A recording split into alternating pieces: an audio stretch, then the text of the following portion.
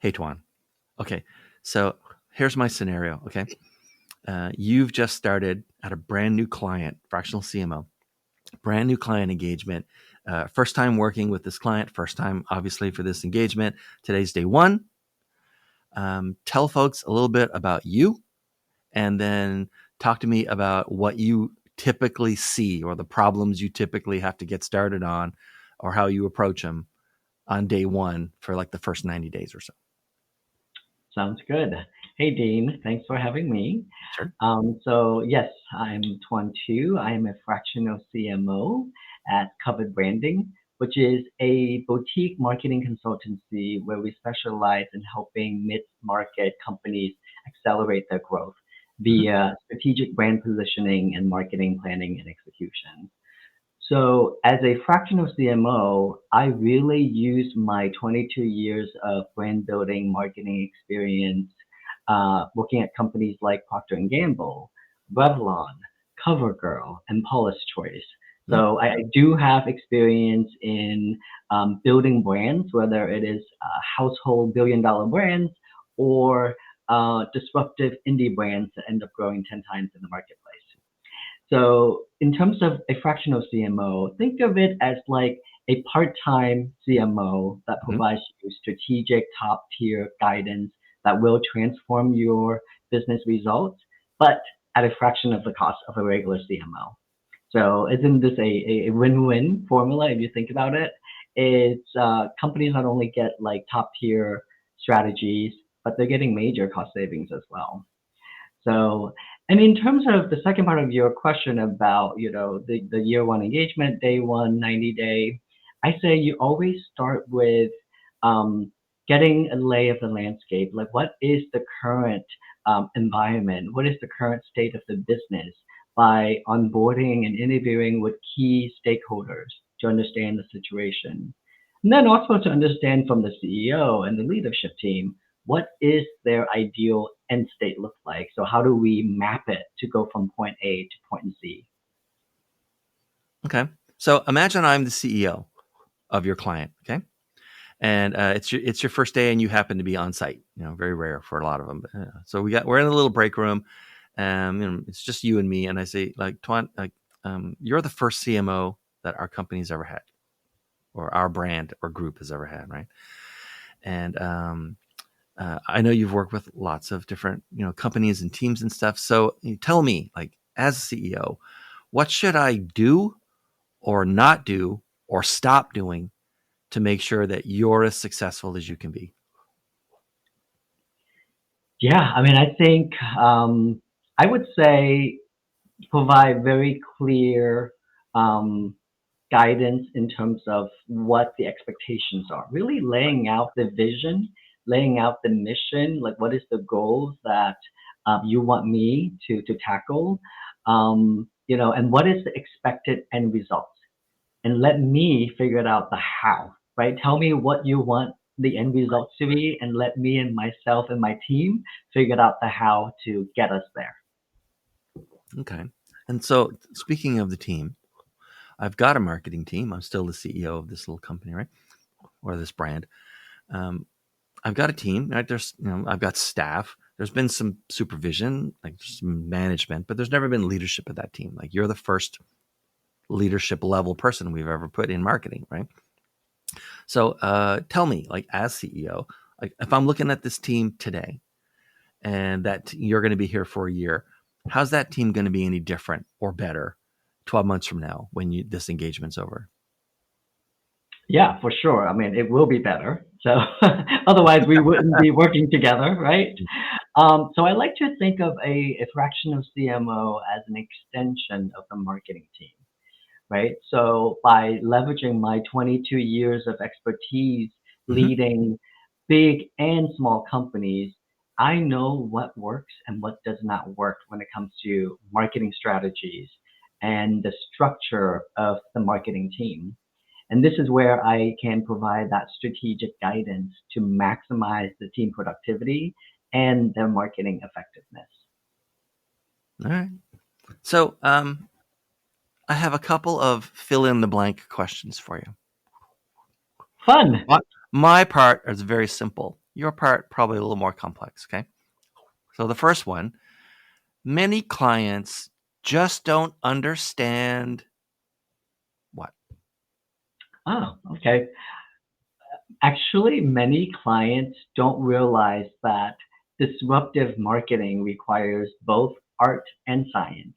Mm-hmm. And based on my 22 years of experience, the winning proven strategies worked because they were data driven plus brilliant creativity. So Mm-hmm. it's that combination of the two that gives you the business transformation and the results. And then that's a great answer, by the way. Actually, Thanks. I'm very compelled to make a note. Excellent answer. Loved it.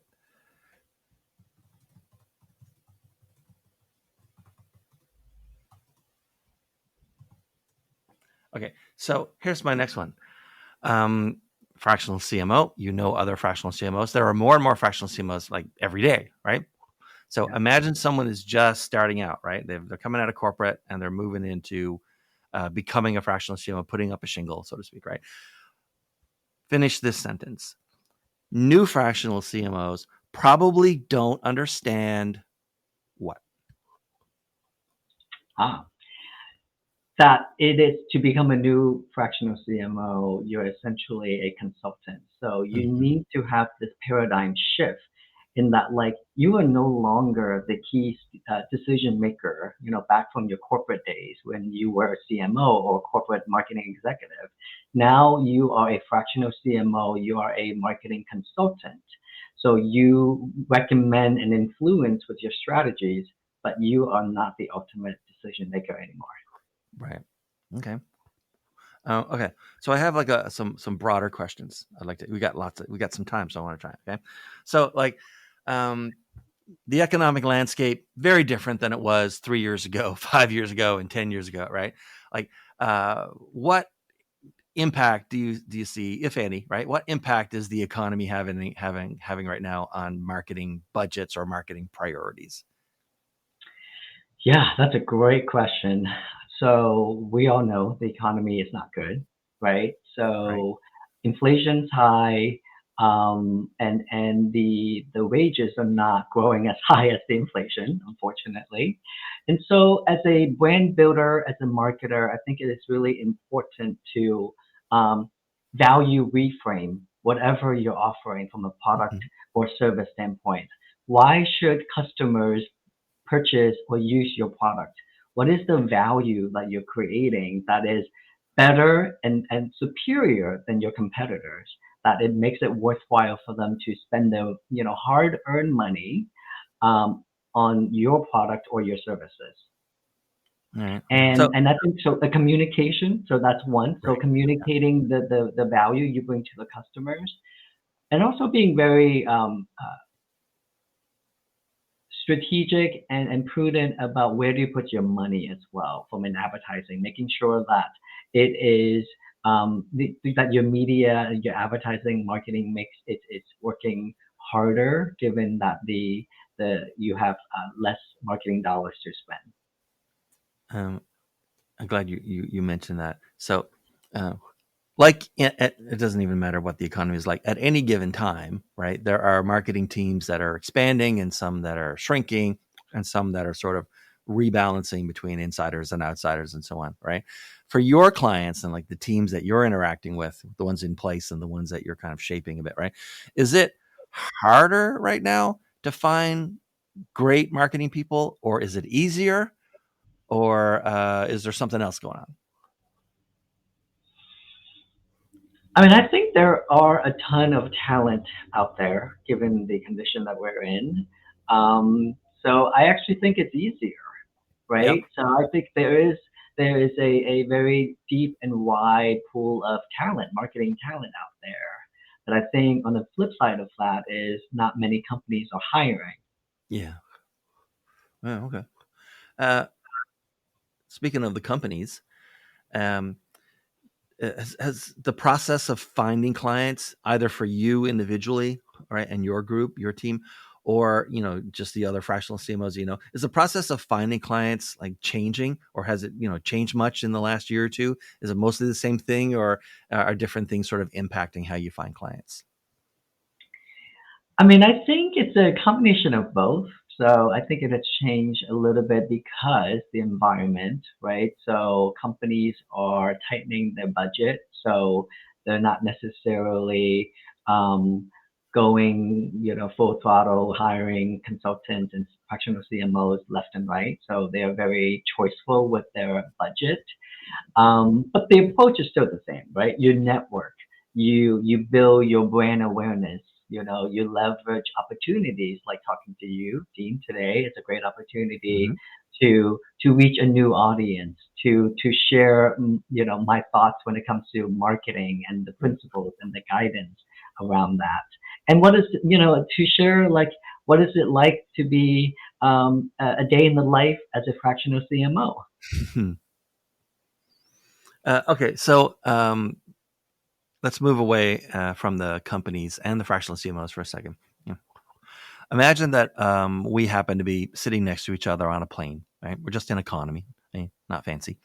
And and you just like either I know I'm a low level staffer or a mid level staffer, let's say, on a marketing team somewhere, and I happen to like kind of realize like what you do for a living, and the food comes, and I figure I got a chance to ask you like one question, right? While you're in kind of a good mood now because your food's arrived, and so the advice is like, what advice do you have for like a marketing professional like me, a mid-level or low-level like staffer somewhere, right?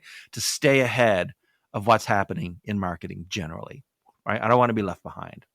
How do I stay ahead? What should I be looking at now? What should I be not at all worried about, or like just what should I be intrigued by?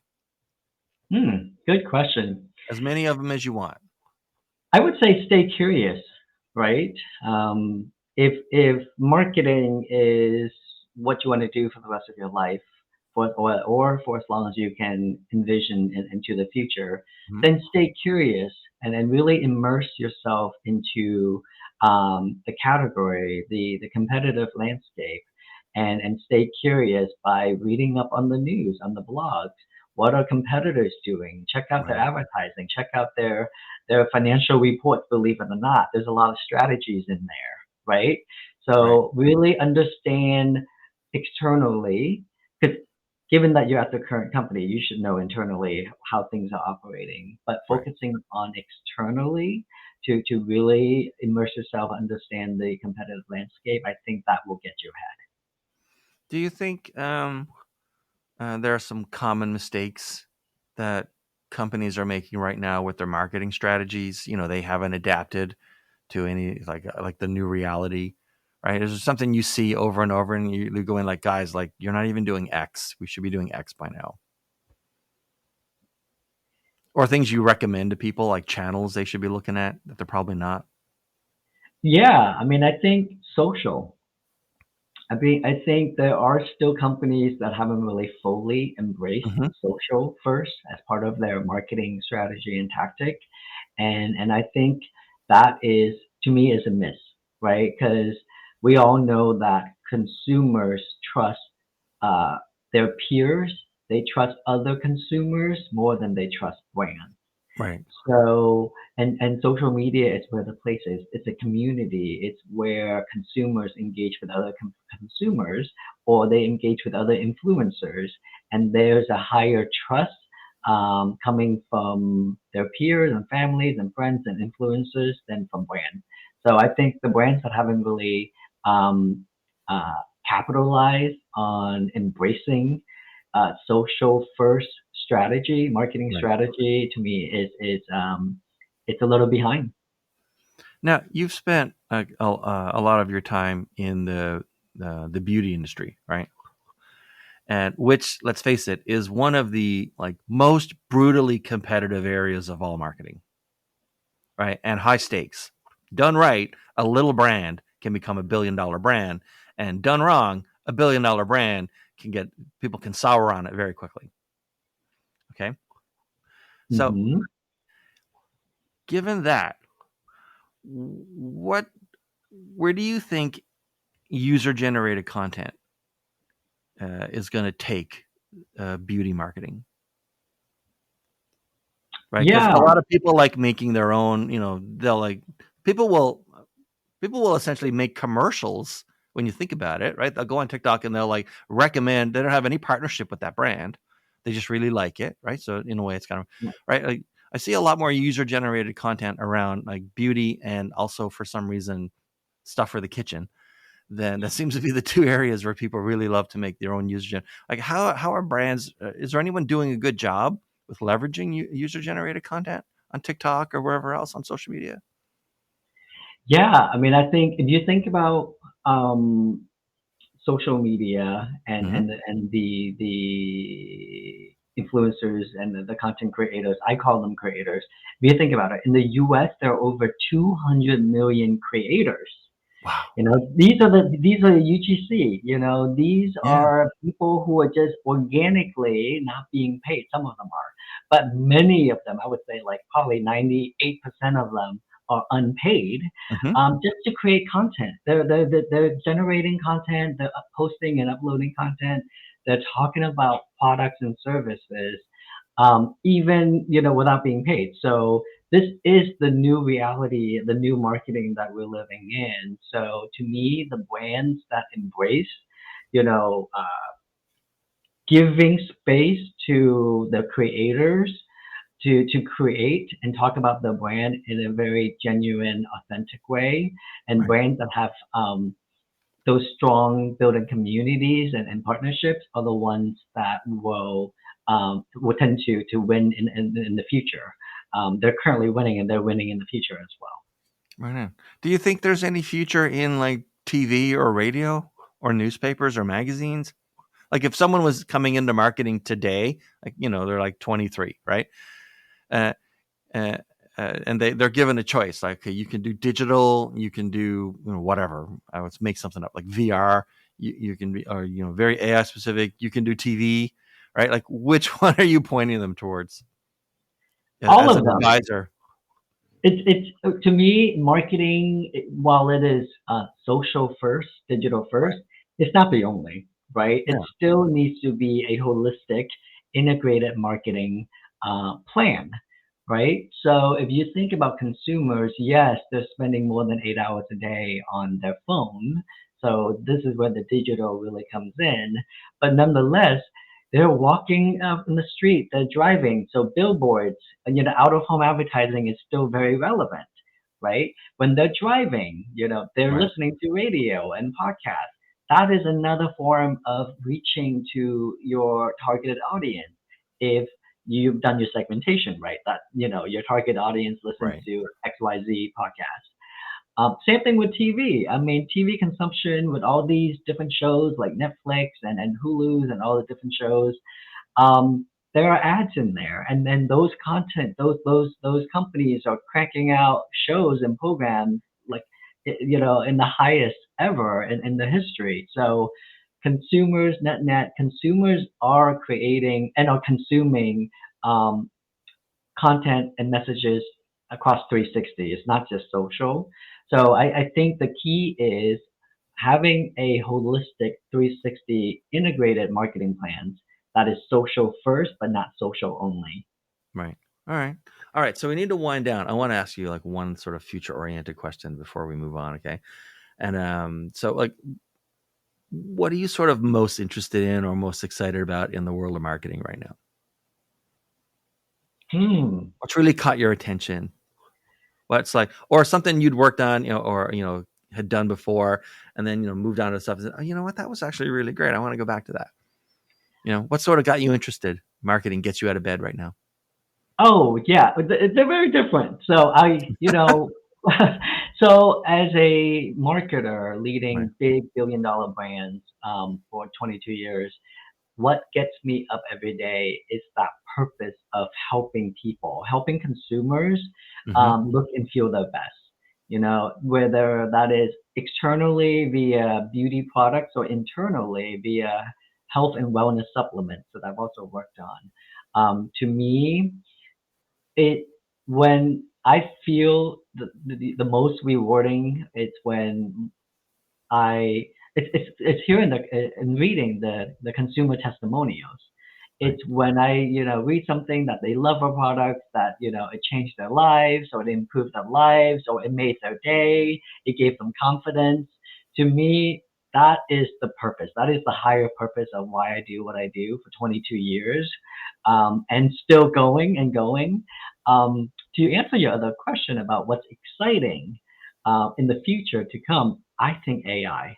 I Yeah. think AI is such an exciting transformation, and it really is an enabler to really pushing the envelope when it comes to creativity, marketing creativity. All right, that's great. I love that answer. Okay, so I mean, these days, who should be contacting you, and how would you like them to do it? Great question, because we are currently open for accepting new clients. We Mhm. have a few currently, but we have capacity to take on a few more. To me, if your business is not growing sustainably and year on year, Mhm. and it's up and down, and you really don't know what's working, what's not, contact me and my team. We're able to help you provide a short term, mid-term, and long term growth acceleration strategy to really systemically build your business up using data proven approach as well as creativity. And so, go to your website, or Yes, some people will put their website on screen, but they actually want people to go to LinkedIn. So for you, it's the website.